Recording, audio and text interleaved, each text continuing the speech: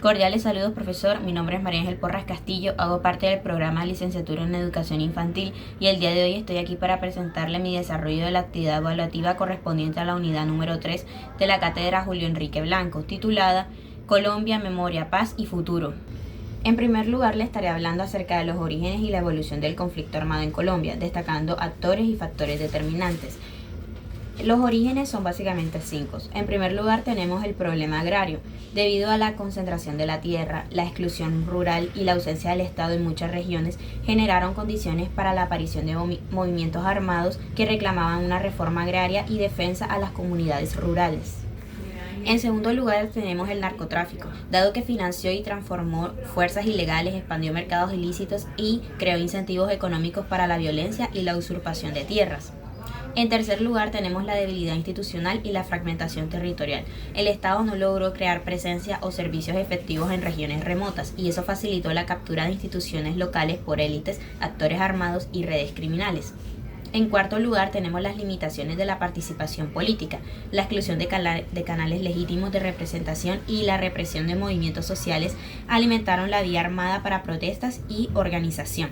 Y por último tenemos el contexto internacional y Guerra Fría, la cual influyó en el funcionamiento y discursos y prioridades que se tenían en ese momento dentro del país.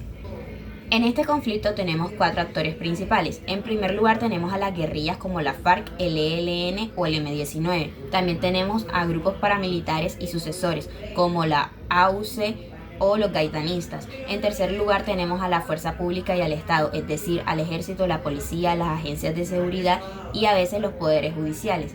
Y por último, en cuarto lugar, tenemos a los terceros civiles, es decir, los empresarios, los políticos locales, que muchos sostuvieron y se beneficiaron del conflicto. La evolución de este conflicto puede dividirse en 5 periodos importantes. En primer lugar tenemos los sucesos ocurridos entre 1958 y 1982, los cuales retrataban la transición de la violencia bipartidista a la subversiva, la aparición y la consolidación de las guerrillas, la movilización social y la persistencia del problema agrario. El segundo periodo va de 1982 a 1996. Este está marcado por la expansión territorial y militar de las guerrillas, el surgimiento y la consolidación de paramilitares, más la irrupción del narcotráfico. También surge la Constitución de 1991 y se ve la apertura política parcial. Durante el periodo de 1996 a 2005, las guerrillas y los paramilitares se expandieron simultáneamente, de manera que hubo una recomposición en el Estado en conflicto, una radicalización pública hacia las soluciones militares en contra del narcotráfico y la presión internacional. En el periodo de 2005 a 2016 hubo un reacomodo. Las ofensivas estatales debilitaron a las guerrillas, pero no las derrotaron. Desmovilizaron a los paramilitares parcialmente y hubo un rearme en las estructuras criminales. En 2012 inicia el proceso de paz con las FARC, que culmina en 2016. Finalmente en 2016 se firmó un acuerdo con la FARC y se abrió una nueva etapa con el sistema integral de verdad, justicia, reparación y no repetición. Han habido desafíos de implementación, han aparecido disidencias, hay persistencia de violencia por actores armados, han habido asesinatos de líderes y hay una crisis de implementación de reformas rurales y de reparación. El segundo tema a tratar son los principales procesos de paz que se dieron desde 1980 hasta la actualidad, analizando los logros y las limitaciones. Han habido 5 procesos de paz importantes en nuestro país. En primer lugar tenemos los acuerdos con el M-19 a finales de los 80 y principios de los 1990, que implicó la desmovilización política, la transformación del partido, que se vio reflejada en una breve reducción de la violencia urbana. Hubo la desmovilización de grupos paramilitares sumada a la Ley de Justicia de Paz de 2005. La AUC y los procesos de justicia de paz ofrecieron penas reducidas a cambio de verdad y desmantelamiento. Las negociaciones con la FARC y el acuerdo final de 2016 crearon el marco más amplio del sistema integral de verdad, justicia, reparación y no repetición. Han habido diálogos con el ELN y otros intentos desde 2017 en adelante. Han habido acercamientos intermitentes como un cese de fuego temporal en 2017, negociaciones posteriores debido a la complejidad por múltiples actores y oposiciones políticas. Por último existe la iniciativa de Paz Total, que surgió con el gobierno de Petro en 2022, en un intento de diálogo con grupos armados y criminales, con propuestas de sometimiento y desmovilización masiva. Dentro de los procesos de paz hay logros como la creación del marco institucional para la justicia transicional, es decir, el sistema integral de verdad, justicia, reparación y no repetición. También la política de paz como prioridad nacional e internacional. Hay desmovilizaciones parciales, reducción de confrontación con ciertos grupos e incorporación como medida de reparación. También existe la visibilización de víctimas y memoria histórica. Hay investigaciones, informes, procesos de reparación colectiva. Un ejemplo de esto es lo que promueve la Universidad del Atlántico. Aunque han habido avances, hay limitaciones y desafíos. Por ejemplo, la implementación incompleta de reformas rurales o programas de sustitución, la resistencia política o institucional porque de vez en cuando hay objeciones presidenciales o cambios legislativos, persiste la violencia, hay paramilitares sucesores, bandas criminales y disidencias que continúan haciendo daño a la sociedad.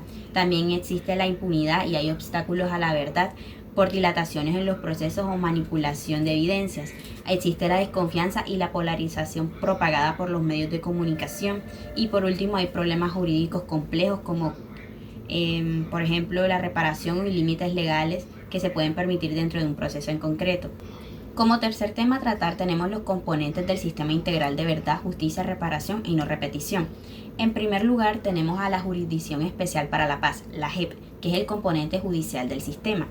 En segundo lugar tenemos a la Comisión para el Esclarecimiento de la Verdad, la Convivencia y la No Repetición, que es el mecanismo extrajudicial encargado de la verdad y de la memoria colectiva.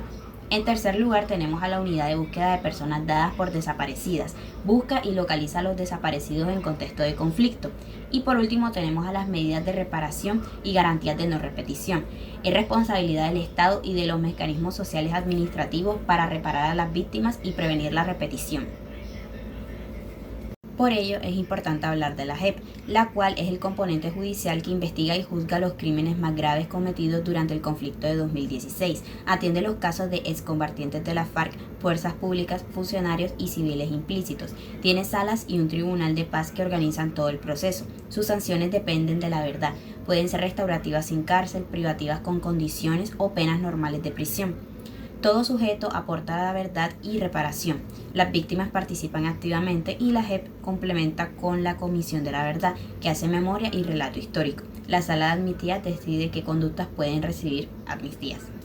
Por último tenemos la reflexión personal, que abre con la pregunta de cómo puede la Universidad del Atlántico consolidarse como territorio de paz en el marco de paz total. Bueno, la Universidad del Atlántico puede ser un territorio de paz si integra la memoria, la justicia, la reparación y la protección. Debe crear un centro de memoria, hacer actos de reconocimiento a las víctimas y apoyar su participación en la JEP. También necesita investigar la responsabilidad interna, establecer protocolos de no repetición y garantizar canales seguros de denuncia. En reparación, la universidad debe ofrecer apoyo psicosocial, becas y acciones simbólicas. Además, es clave incluir la paz y la memoria en los currículums, fortalecer la investigación y promover la cultura democrática. Con alianzas y transparencias puede asegurar la no repetición. Muchas gracias.